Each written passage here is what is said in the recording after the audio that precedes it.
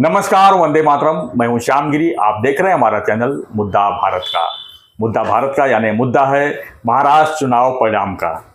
या महाराष्ट्र में 29 महानगरपालिकाओं के चुनाव परिणाम तो आ गए, लेकिन परिणाम किस तरह आए सबको पता है कि बीजेपी ने सबको धो डाला है। लेकिन हमारा एनालिसिस आज का ये है कि मुंबई और ठाणे में खासकर उद्धव ठाकरे और एकनाथ शिंदे की किस तरह की भूमिका रही है। एक तरह देखा जाए तो उद्धव ठाकरे को मुंबई में 65 सीट मिलती है, यानी 65 सीट अकेले वो चुनाव में जीतते हैं, मन से मात्र 6 सीट। लेकिन वही उद्धव ठाकरे की ठाणे जो शिवसेना की गढ़ मानी जाती है, वहाँ पर एक खाली खाता खुला है। हम तो कह रहे थे वो भी नहीं खुलने वाला था, लेकिन एक खाता खुला है। लेकिन एकनाथ शिंदे जी की बात करूँ तो मुंबई में मात्र 29 सीट और वही ठाणे में 75 सीट्स। आखिर में किस तरह का कैलकुलेशन है, किस तरह का ये जो गणित जो बैठा हुआ है किस तरह का है। लोग जो वोटर्स की हम बात करें तो किस तरह उन्होंने बांटा है आपस में, तो ये बहुत बड़ा ये सवाल है कि आखिर में उद्धव ठाकरे क्या सिर्फ मुंबई में ही अब रह पाएंगे। हालांकि वो विरोधी पक्ष नेता ही बनेंगे, उनकी पार्टी बनेगी, लेकिन सवाल ये काफी गंभीर है कि क्या उद्धव ठाकरे यानी मुंबई जो मराठी मानुस कर रहे थे, सिर्फ मुंबई में थोड़ा सा उनको अच्छा रिजल्ट मिला है, बाकी पूरे महाराष्ट्र की अगर बात करें तो उनकी कहानी पूरी तरह से खत्म हो चुकी है। इसी विषय पर हम चर्चा करेंगे। हमारे साथ में सुभाष काले जी। हम उनसे जानने की कोशिश करेंगे कि आखिर में शिवसेना जो महाराष्ट्र की एक नंबर की पार्टी थी, आज कहाँ पहुँच गई है, और उसी साथ में बीजेपी किस तरह जो है अपना फतवा लगातार फड़का रही है और बीजेपी में पहली बार महापौर बैठ रही है।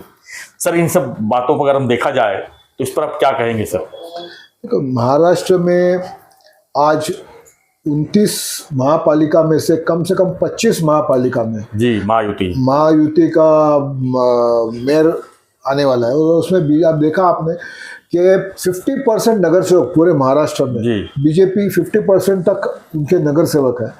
एकनाथ शिंदे कुछ 360 या 65 ऐसा कुछ है, और उठा के 141 ऐसा कुछ है। मतलब आप देखते हैं तो बीजेपी एकदम ऊपर है जी। उसके बाद एकदम सीधा एकनाथ शिंदे 361 पे आता है। इतना बड़ा डिफरेंस है जी। और उसके बाद फिर मन से विदेश से तो काउंट होता ही नहीं है। और पूरे महाराष्ट्र में जो 141 सीट्स मिली उद्धव ठाकरे को, उसमें से 65 सीट तो मुंबई की है। इसका मतलब महाराष्ट्र के बाहर उनका परफॉर्मेंस नियरली ना के बराबर, जीरो एकदम। और अगर हम ठाणा और मुंबई की बात करते हैं तो मुंबई में एकनाथ शिंदे इतना कुछ उसने जोर लगाया, शिवसेना के कम से कम 50 नगर से अपने तरफ खींच के लिया उसने, फिर भी बड़ी मुश्किल से उनके 29 सीट आए। और लेकिन ठाणा में उन्होंने पूरा स्विप कर डाला है, धो डाला है 75 सीट्स, यानी अकेले बहुमत बना सकते हैं एक आराम से।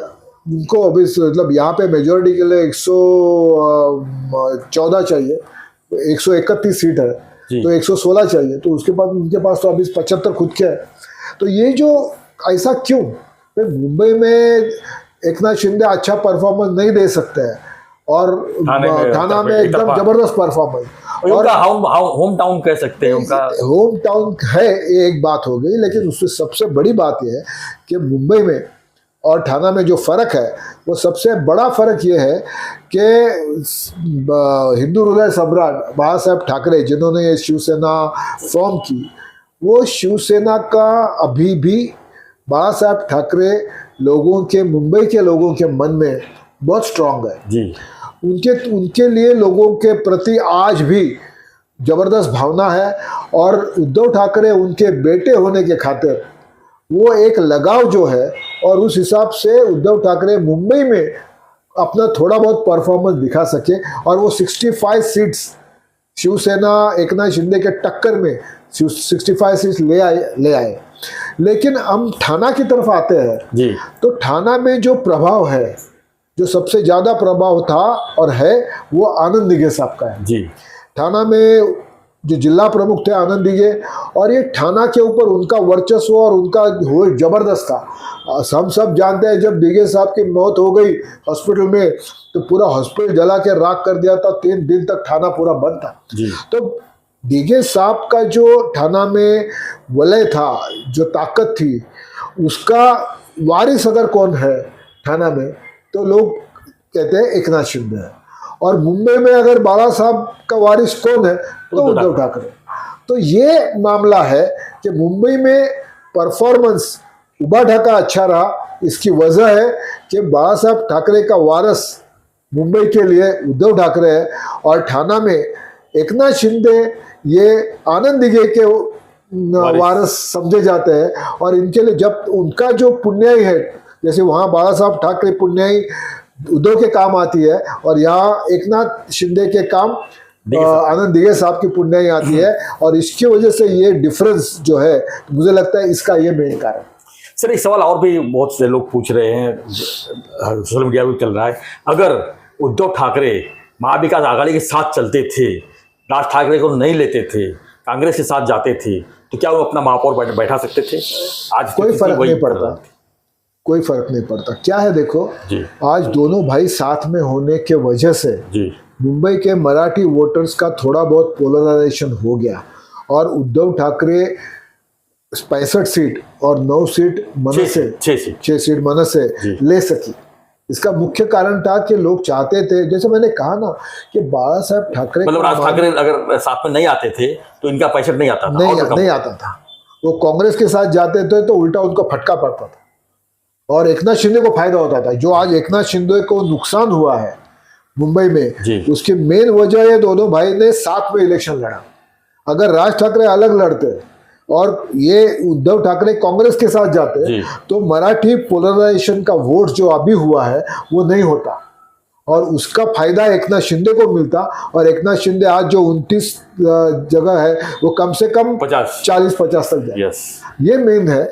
और इसीलिए कांग्रेस के साथ उद्धव नहीं जाने से, अभी बोलने वाले बोलते हैं कि कांग्रेस साथ में होती तो उनका ऐड होता, और लेकिन मेरा अनुमान ये है कि उनका नुकसान होता कांग्रेस के साथ जाने से। मराठी पोलराइजेशन वोट जो चाहते थे, वो राज और उद्धव साथ में आने के वजह से ही मराठी पोलराइजेशन वोट हुआ। देखो मराठी वोटर्स मुंबई में 33% है जी, और वो भी उनके कुछ पॉकेट्स हैं, वहाँ पे उनको यश मिला है, परफॉर्मेंस मिला है। लेकिन 33% है, तो बचे हुए 63% वोट्स वो तो नॉन महाराष्ट्रियन के हैं ना, और वो non Maharashtrian votes naturally BJP को फायदा मिला है। तो ये जो है, इसके कांग्रेस के साथ जाने से उल्टा उद्धव ठाकरे का नुकसान होता, और एकनाथ शिंदे को उसका फायदा मिलता। ये पक्का था। इसलिए उद्धव ठाकरे और राज ठाकरे ने जो एक आखिरी दाव खेला साथ में आकर इलेक्शन लड़ने का, वो सही था उनके लिए। हाँ, वो ज़्यादा सीट कमा नहीं सके क्योंकि मराठी वोटर सिर्फ 33% है आज। सर ये जो चुनाव हुआ, आपने गौर किया होगा, जो ये रिजल्ट आया है, क्या मानते हैं ये रिजल्ट किसके बलबूते आया है? मतलब कि लोग विकास के नाम पे वोट दिए हैं कि हिंदी मराठी? नहीं, हिंदी मराठी वो सब क्या है, ये मुंबई की बात है जी। मुंबई के बाहर न हिंदी मराठी है, न कुछ है, न कुछ है। लोगों ने सिर्फ देखा है कि आज पूरे भारत में मोदी जी का नाम है, मोदी जी का काम है, लोग मोदी जी को दिलो जान से चाहते हैं। और महाराष्ट्र में देवेंद्र फडणवीस का नाम है, उनको लोग काफ़ी चाहते हैं, उनको देवा भाऊ कहते हैं। और जो पिछले साल कई सालों से, मतलब अभी 2014 से बीजेपी की सरकार सेंट्रल में है, और यहाँ पे अभी उसके पहले 5 साल देवेंद्र जी मुख्यमंत्री थे, बाद में एकनाथ शिंदे जी के साथ उप मुख्यमंत्री अभी और मुख्यमंत्री है। तो जो काम उन्होंने, जो विकास का काम का जो गाड़ी उनकी फास्ट दौड़ रही है, तो लोग चाहते हैं कि उनका, हमको ये डबल इंजन तो अभी है ही केंद्र में बीजेपी, तो अभी ट्रिपल इंजन करते हैं, महापालिका में भी बीजेपी को देते हैं, ताकि और अच्छा विकास हो, लोगों की और अच्छी सुविधा हो।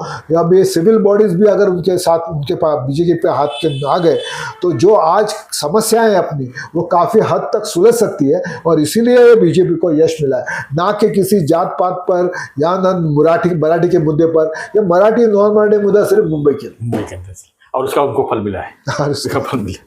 धन्यवाद सर एनालिसिस के लिए, इस जानकारी के लिए।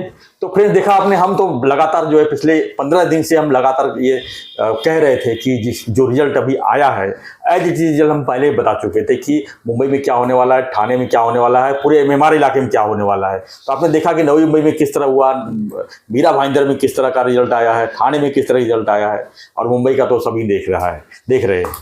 तो सवाल ये उठता है कि आखिर में लोग जो है अब क्या विकास की बात, अगर विकास के भरोसे अगर ट्रिपल इंजन सरकार अगर आई है तो क्या लोगों के जो प्रॉब्लम्स है, जो खासकर लोकल से जो महानगर पालिका के लोकल जो समस्याएं हैं, क्या ये सुलझ पाएगी, ये बड़ा सवाल है। अब इसको बीजेपी और उनके सहयोगियों को मिलकर जल्दी जल्दी सुलझाना होगा।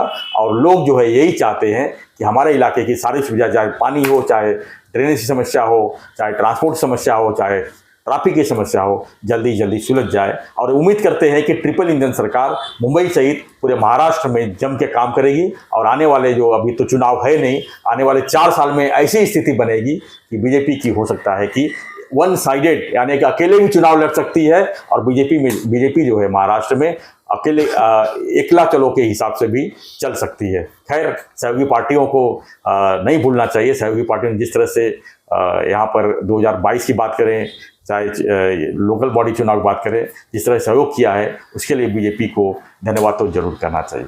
तो फ्रेंड्स, आपकी क्या प्रतिक्रिया है हमें कमेंट बॉक्स जरूर लिखिए और बने रहिए ऐसी खबरों के लिए। देखते रहिए हमारा चैनल मुद्दा भारत का। चैनल को लाइक, शेयर और सब्सक्राइब जरूर करें। धन्यवाद सर। धन्यवाद। जय हिंद।